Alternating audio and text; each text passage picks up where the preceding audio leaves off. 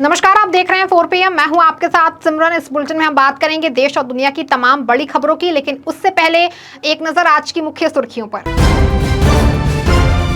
कांग्रेस अध्यक्ष मल्लिकार्जुन खड़गे ने मोदी पर कसा तंज, कहा दूसरों के घरों से कुर्सियां उधार लेकर अपना सत्ता का घर संभालना पड़ रहा है।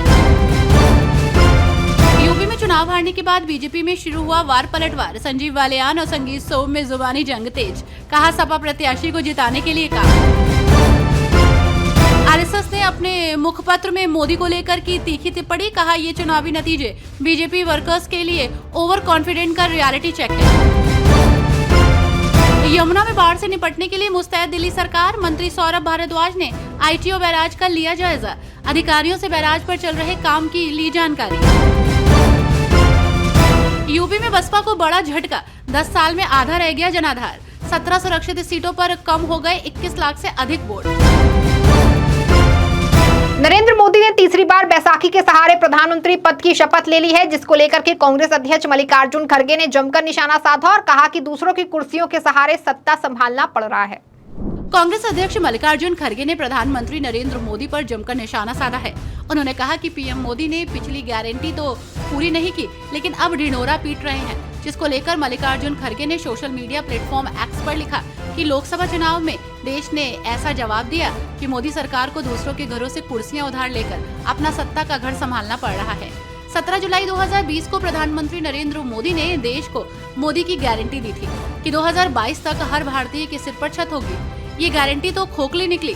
अब 3 करोड़ आवास देने का ढिंढोरा पीट रहे हैं, जैसे पिछली गारंटी पूरी कर ली हो। देश असलियत जानता है। लोकसभा चुनाव में इस बार कई ऐसे नेताओं ने चुनाव लड़ा था और मौजूदा समय में विधायक हैं। वहीं सांसद बनने के बाद इन सभी को अब विधायकी के पद से इस्तीफा देना होगा। लोकसभा चुनाव खत्म होने के बाद इस चुनाव में कई ऐसे नेताओं ने लोकसभा का चुनाव लड़ा जो मौजूदा समय में विधानसभा या विधान परिषद के सदस्य थे। अब लोकसभा की सदस्यता मिलने के बाद ये लोग उत्तर प्रदेश की विधानसभा और विधान परिषद की सदस्यता के साथ मंत्री पद से भी इस्तीफा देंगे, जिसके बाद इन सीटों पर उपचुनाव होना लगभग तय है। आपको बता दें कि सपा प्रमुख अखिलेश यादव विधानसभा की सदस्यता से इस्तीफा देंगे। अखिलेश मैनपुरी की करहल विधानसभा सीट से विधायक हैं। सपा के अवधेश प्रसाद विधानसभा की सदस्यता से इस्तीफा देंगे। वो फैजाबाद की मिल्कीपुर विधानसभा सीट से विधायक हैं। सपा के लालजी वर्मा विधानसभा की सदस्यता से इस्तीफा देंगे। वो अम्बेडकर नगर की कटहरी विधानसभा सीट से विधायक हैं। तो वहीं सपा के जियाउर रहमान बर्क विधानसभा की सदस्यता से इस्तीफा देंगे। वो मुरादाबाद की कुदरकी विधानसभा सीट से विधायक हैं। यूपी में चुनाव हारने के बाद अब बीजेपी में वार पलटवार का दौर शुरू हो गया है। संजीव बालियान और संगीत सोम आमने सामने आ गए हैं और एक दूसरे पर आरोप लगाया है। लोकसभा चुनाव में हार के बाद अब यूपी बीजेपी में आरोपों का दौर शुरू हो गया है। पहले पूर्व केंद्रीय मंत्री संजीव बालियान ने बीजेपी के पूर्व विधायक संगीत सोम पर आरोप लगाया था कि उन्होंने सपा प्रत्याशी को खुलकर चुनाव लड़ाया। इस पर पलटवार करते हुए संगीत सोम ने कहा कि उन्हें जो भी बात कहनी है पार्टी के फोरम में रखें, घर की बात बाहर नहीं ला सकते। आपको बता दें कि मेरठ की सरथना सीट से पूर्व विधायक संगीत सोम ने पूर्व केंद्रीय मंत्री संजीव बालियान के बयान पर पलटवार करते हुए कहा, उन्होंने कहा था कि उन्हें चुनाव हराने में जयचंदो का भी हाथ है। संगीत सोम ने कहा कि 2022 में चुनाव मैं हारा था, लेकिन मैंने कभी भी मीडिया के सामने अपनी हार का ठीकरा किसी पर नहीं फोड़ा और उन्हें अपनी बात पार्टी फोरम में रखनी चाहिए। हम भी वही अपनी बात रखेंगे। लोकसभा चुनावों के नतीजों पर राष्ट्रीय स्वयंसेवक संघ की तीखी टिप्पणी सामने आई है। आरएसएस ने मोदी पर जमकर निशाना साधा और कहा कि सभी कार्यकर्ता मोदी की चकाचौंध में डूबे थे और उन तक जनता की आवाज नहीं पहुंच पाई। लोकसभा चुनावों के नतीजों पर राष्ट्रीय स्वयंसेवक संघ की तीखी प्रतिक्रिया और टिप्पणी सामने आई है। आरएसएस ने कहा है कि लोकसभा चुनाव के ये नतीजे बीजेपी के अति उत्साहित कार्यकर्ताओं और नेताओं के लिए रियलिटी चेक जैसे हैं, जो अपनी ही दुनिया में मग्न थे और प्रधानमंत्री नरेंद्र मोदी के व्यक्तित्व की चकाचौंध में डूबे हुए थे। इस तरह इन तक आमजन की आवाज ही नहीं पहुंच पा रही थी। आरएसएस ने अपने माउथपीस ऑर्गेनाइजर के ताजा अंक में ये टिप्पणी की है। आपको बता दें कि माउथपीस के लेख में कहा गया है कि आरएसएस बीजेपी की फील्ड फोर्स नहीं है, लेकिन बीजेपी के नेताओं और कार्यकर्ताओं ने चुनाव में सहयोग के लिए स्वयंसेवकों से संपर्क भी नहीं किया। इन चुनावी नतीजों से स्पष्ट है कि ऐसे अनुभवी स्वयंसेवकों को भी नजरअंदाज कर दिया गया, जिन्होंने सोशल मीडिया के इस दौर में फेम की लालसा के बिना अथक परिश्रम किया है।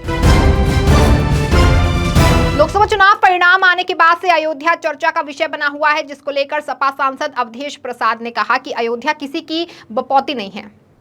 लोकसभा चुनाव का परिणाम आने के बाद समाजवादी पार्टी के नवनिर्वाचित सांसद अवधेश प्रसाद चर्चा में हैं। उन्होंने उत्तर प्रदेश की फैजाबाद लोकसभा सीट से चुनाव जीता है।